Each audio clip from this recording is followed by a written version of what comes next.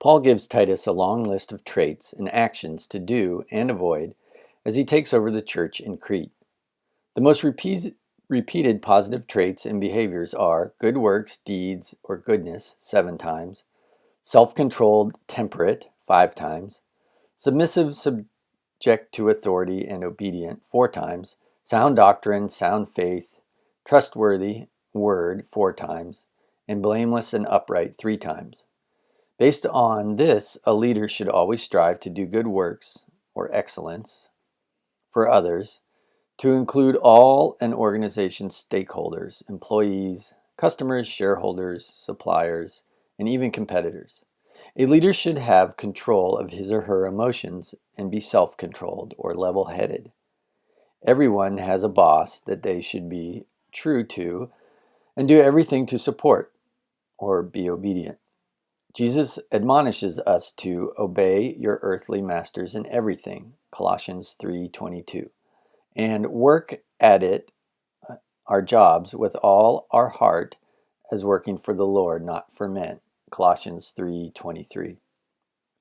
Leaders should have expertise in their field, sound doctrine, and be able and willing to teach this to subordinates. Being blameless and upright, or having integrity or veracity, is absolutely necessary for followers to believe in their leaders. Along with these positive qualities, Paul lists several negative ones. The most repeated negative traits and behaviors are rebellious, quarreling, disobedient, and dissension 6 times, slaves to worldly passions and pleasures 3 times, and addicted to wine, slaves to drink 2 times. In Titus, leaders are exhorted 4 times to be obedient and 6 times to not be disobedient. Clearly, this is very important to Paul. A leader should also be self-controlled and not addicted to passions that detract from their integrity and good works. In addition to traits, Paul gives Titus several actions to do as a leader. Appoint and send 3 times, silence, reprove, let no one look down on you 3 times, teach, tell, train, reprimand 7 times, urge, exhort, insist 3 times, and show or model 2 times. Appointing and sending go together because they both imply empowering and delegating authority to subordinates. Silencing and reproving deal with correcting improper behavior. Teaching is perhaps the most important action for leaders, according to Paul, as it is listed the most often. Urging, exhorting, and insisting are forms of motivation. Showing and modeling encompass setting the example for others with words and deeds. This gives a list of leadership traits and actions based on Titus. Progressive texture comes from repetition. Being blameless or upright, verses 1, 6, 7, and 8, precedes self-control, verses 1, 8, 2, 2, 5, 6, and 12, and good works, verses 1, 8, 2, 3, 7, 14, 3, 1, 8, and 14. Except for verse 1, 8, self-control always precedes good works. Obedience and not being disobedient are interspersed throughout Titus, beginning in verse 1, 6, and ending in 3:9.